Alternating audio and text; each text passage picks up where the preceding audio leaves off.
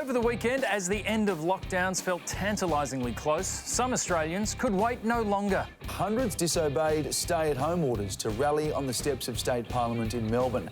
The demonstrators say they're fighting for their freedom. We're born with freedoms, and you will not take them off us! Yes, as Braveheart said, they may take away our lives, but they'll never take away our freedom. To have a virus take away our lives. Of course, the most important thing with any protest is to have a clear message. And I see someone's had a very busy crafternoon here. That's a ton of flags. I can just make it out. So spirit cooking, ritual child sacrifice, I'll presume they're against it, and Lucifer's telescope. I mean, I can't tell you which side of the Lucifer's telescope issue they're on, though. I mean, either Lucifer doesn't have a telescope and we need to get him one, or he does have one and he shouldn't. We need to take it away immediately. But Prime Minister Morrison was a step ahead, announcing a plan to unlock the country. This is the plan for a COVID-safe Australia. 3 steps. Moved out at the pace of states and territories.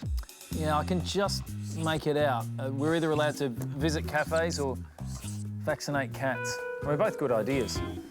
Morrison's own busy crafternoon would have been worthless if his plan wasn't enacted by the states. And Victoria, led by Daniel Andrews, decided to hold off until Monday, or as Channel 9 put it... 6 weeks ago, Victoria declared a state of emergency, and the Premier gave us a deadline. It will expire at midnight, the 11th of May.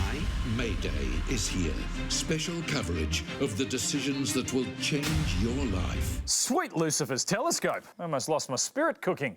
So what restrictions are your state premiers and chief ministers lifting, and how will it affect you? South Australia and Tasmania will start easing measures today, while both of the territories and Western Australia brought their... Oh, Michael, I am bored already. Can we please Channel 9 this up a bit? 6 weeks, 1 plan, 4 steps. 3 steps. 3 steps. What can you do? Western Australia. A drink can be had with a meal. Drink with meal.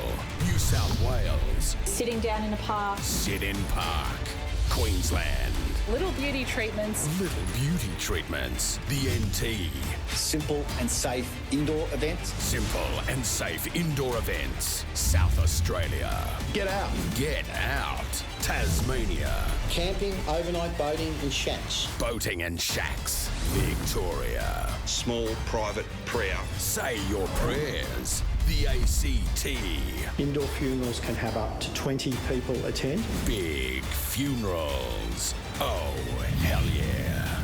Go out, have fun, but be safe.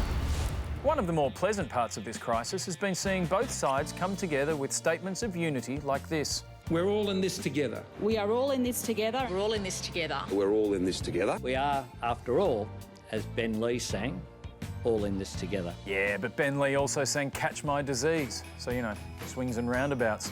We like seeing politicians put aside their petty differences and work together to do the right thing, and it shows when we see their high approval ratings.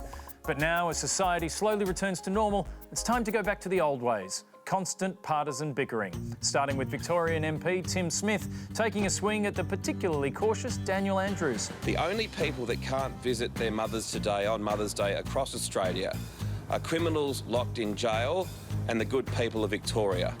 Why? Because Chairman Dan, the Premier of Victoria, is obsessed about telling people how to live their lives. Frankly, the power has gone to his head and he's acting like a loony. We are not all in this together. Loony Chairman Dan hates your mum. Politics is back, baby, and weren't the people loving it? I guess it's just a bit disappointing to hear this now become something about politics. Is it necessary to then call the Premier things like Chairman down, say that the Chief Health Officer is the Premier's puppet? Isn't there a way of making your point without doing name-calling? Well, unfortunately, the way that the media works and the way that politics works is you sometimes have to make a point in a very strong fashion. Oh, Tim, you can't just name call to make your point. Not on Weekend Sunrise. You're thinking of Weekday Sunrise. They'd be happy to have you. Yep, hit it on the head. Mother's Day was Sunday, which had some asking, what do you get the mother who has everything? And if your mum lives on the Gold Coast, there's a good chance that everything includes gonorrhea. That's right, COVID isn't the only disease spreading around our nation, with Gold Coast cases of the STI up a stonking 20%. You may wonder how the Goldie achieved this figure under social distancing. Although sex is technically a form of exercise, and if you do it with 5 people in a park, it does qualify as a boot camp. But why the Gold Coast, other than because it's the Gold Coast? Well, gonorrhea expert... No, that can't be right. Gonorrhea expert, that's better, Dr Kate Sieb of Griffith University says the Gold Coast faces unique hurdles due to its influx of tourists, particularly for gonorific events such as Schoolies, Sexpo and the Logies, or as I call them, GonCon on the Gold Coast. But the truth is the problem was growing prior to the pandemic as gonorrhea becomes increasingly resistant to antibiotics, which leads to complications like skin irritation, joint pain and, surprisingly, teasing. Because even though gonorrhea can be serious, it's still kind of funny when it isn't happening to you. To the electorate of Eden-Monaro, home of the world's greatest McDonald's billboard, the bellwether seat that has predicted the winner of every federal election for 4 decades, except the one when it didn't. Now Eden-Monaro is facing a by-election caused by current Labor member Mike Kelly resigning for health reasons and to spend more time with his US defence contractors. The Coalition have a real shot of stealing this seat, and all they need to do is pick one candidate and get behind them. It's likely the Nationals and Liberals will contest the seat. Both the region's coalition state MPs are touted as candidates. New South Wales Deputy Premier John Barilaro and Transport Minister Andrew Constant. OK, they picked 2 candidates. That's twice as good. Good job, Coalition. Give people an option. Make mine a double. In breaking news this morning, New South Wales Deputy Premier John Barilaro will not contest the key federal seat of Eden-Monaro. Yeah, options are overrated. Good job, Coalition. Run one candidate and avoid a lot of humiliating infighting. We're all in on Constance. Bega MP Andrew Constance has decided to withdraw from the race for the federal seat of Eden-Monaro. We're all out on Constance. The Coalition dropped from 2 candidates to 0 in 24 hours. So why did Constance drop out? He's blaming his colleague John Barilaro for humiliating him in an expletive-filled spray. Mr Constance has talked about sort of the unseemly nature of Australian politics in making his decision not to run, which related to a rather unfortunate word that we can't say on family television. Yeah, and I'd love to go into detail too, but sadly there are some things MPs call each other that we just can't repeat on family television. It's a real of a rule.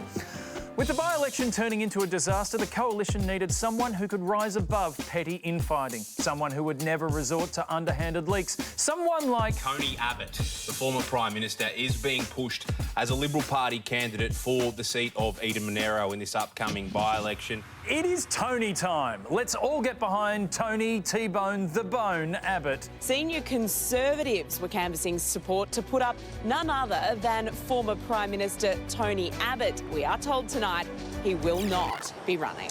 That had a lifespan of about 3 minutes as far as I could tell, Lee. But those 3 minutes, they were glorious. And that's the week.